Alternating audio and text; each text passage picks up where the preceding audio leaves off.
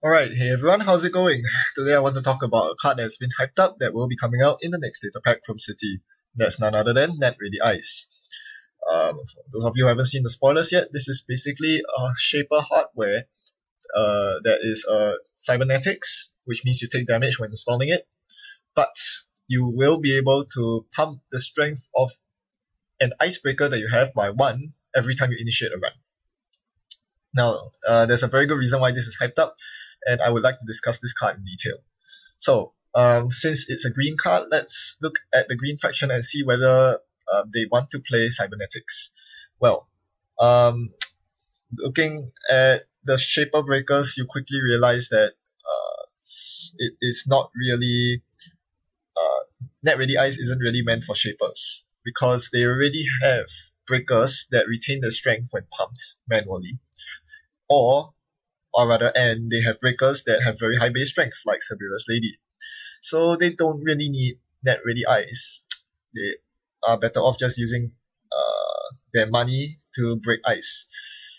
Now, you could say that, hey, with Net Ready Ice, well, it can be sort of a money card where if you pump your Golden Blade, you can now break Strength 4 and Strength 5 code gates for cheaper. And that is true, but, well, Shapers just have better econ cards in faction. Recurring credits is a theme within Shaper cards, and you already have them, so why bother with Net Ready Ice? There's not much reason to, and Net Ready Ice is pretty situational at that because it only deals with pumping strength. So if you are facing a corp with low strength ice, NBN in particular, or even Jinteki, Net Ready Ice will be all but dead. So another use of Net Ready Ice is to pump the strength of breakers that are not easy to pump. Stealth breakers can come into mind, and they are usually played in Shaper and sometimes in Criminal as well. Basically what happens is, instead of using stealth credits, you can boost the strength of Refractor and Switchblade using Net Ready Ice, which sounds good on paper until you realize that all you're getting is a 3 strength Code Gate breaker, a 1 strength Sentry breaker. That's pretty marginal. There are only a few ice that will benefit. There are only a few ice that are made much easier to break with Net Ready Ice, namely Komainu, Aaron Boy, Victor 1.0. These are not that ubiquitous in the current meta game, so I don't think it's a very good choice.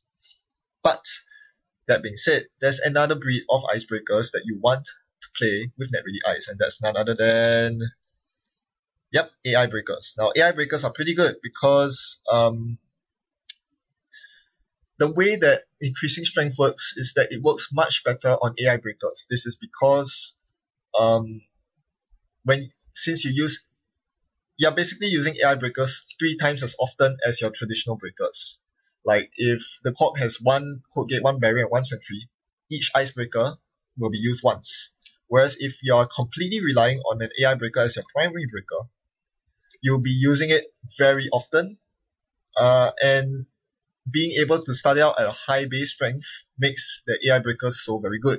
This is why Ether is played so often in NR, because not just because it's efficient, it's only about as efficient as Corroder, which actually is quite efficient, but most importantly, it is efficient for all types of ice. Every single type of ice in the game. So if you can have a base strength of even 3 or even 4 on an AI breaker like this, that's just broken. And Net Ready Ice allows you to do that, unlike Dinosaurus, which explicitly says you cannot host non-AI breakers. So up till now, the only way to synergize with strength pumping with AI breakers like Overmind is the likes of LLDS processor, which is very clunky. But with Net Ready Ice, this is no longer an issue. So that could boost this archetype. But even then, it's only so-so, in my opinion. Because you have to remember that Net Ready Ice is unique. That's a very important point about Net Ready Ice. So even if you include 3 copies in your deck for consistency, you can only play 1. So it will not boost Overmind to that crazy base strength that you are so imagining that it would. Well, so much for Net Ready Ice being in Shaper. I think it's a good design choice because it would be borderline broken if it were in any of the other 2 factions. Or would it? Well, we shall see. But for now, I think Shapers don't really have much use for it. Criminals, pretty okay. The problem with criminals is that, again, just like shapers, their breakers are boostable, and more importantly, they cannot afford to take the meat damage from that ready ice, having no recursion infection, and if they get the key breakers sniped from hand when playing that ready ice, they are in a lot of trouble. Um, what most people think of immediately that synergizes with net ready ice is none other than the Anarch Breaker suite. But first, I'd like to give a special shout out to another AI breaker, which is Atman. This could be a very good reason to play net ready ice in Shaper. Now, quite a lot of Atman Shaper decks nowadays just pack Atman for the sake of getting through corner case ice like Susanoo, no Mikoto, maybe lots of strength 4 ice in HB, maybe a Taurus in Wayland, and Net Ready Ice synergizes very well with Atman because this allows you to cover 2 strengths of ice for the price of 1 Atman. And the best thing is, the most commonly used strengths of ice is strength 4 and strength 5. Having an Atman at 4 with a Net Ready Ice allows you to cover both of these with ease. So you can easily break through the likes of Tobu, Taurus, and all the strength 4 ice that you can think of with just 1 icebreaker and a Net Ready Ice. The Net Ready Ice will also serve as economy in case you do not need to break both strength 4 and strength 5 ice. So basically, this could be a very good reason for playing Net Ready Ice in Shaper. I'll have to admit that. But I think most of you are thinking of the Anarch Breaker suite, which is more useful with Net Ready Ice, and with good reason, because you cannot pump these breaker. Sorry, this is not meant to be a Corroder, it's supposed to be a Mimic. Yep, Mimic and York are not pumpable with you cannot pump the strength. So most of the time, the synergy is with Data Sucker, but now that Cyberdeck's Virus Suite is out, and it's getting worse. The Anarch Breaker Suite has just been getting worse, not only because Data Sucker is getting worse, but also because of ice like Lotus Field, which completely nullify the possibility of breaking with York. Until now, with Net Ready Ice, you are able to break all strength 4 sentries and code gates with ease. Well, one or the other. You can't have both since Net Ready Ice is unique, but it's usually enough. And the best thing is, if there are any ice that are higher than 4 strength, 5 strength or higher, David takes care of it. It's all in the Anarch faction. So this really just goes back to one of my previous videos where I lamented that David really constricts the design space of Netrunner.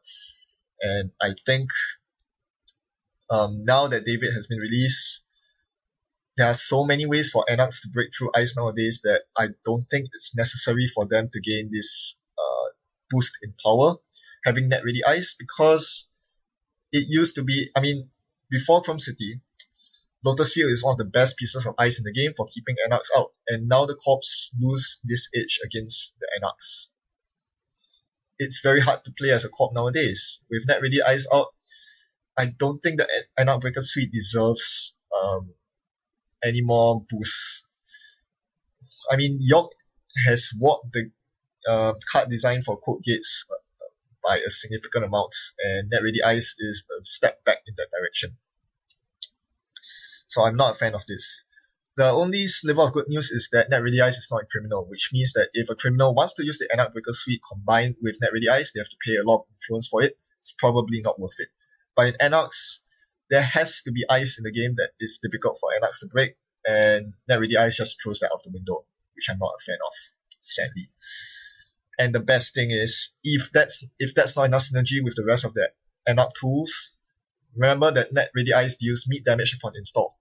Chrome Parlor is within the Anarch faction, and it prevents this meat damage. If that's too janky for you, don't worry, just play I've Had Worse. Install your strength boosting Net Ready Ice and draw cards at the same time. Why not? Because Anarch is so broken. So yeah, to sum up, I'm not a big fan of Net Ready Ice because it boosts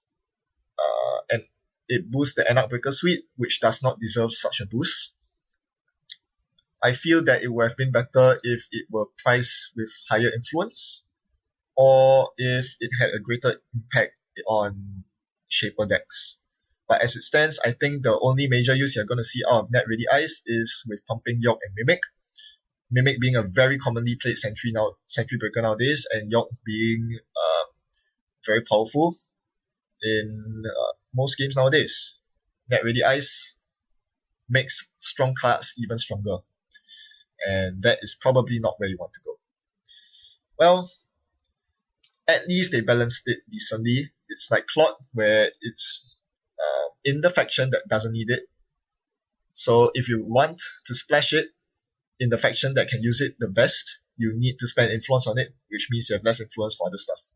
I guess that's the upside. Well, maybe the community will prove me wrong when the card is released and it sees play, but for now I think Net Ready Ice is, it gives Anarchs an undeserved boost. Thanks for watching Happy Net Running.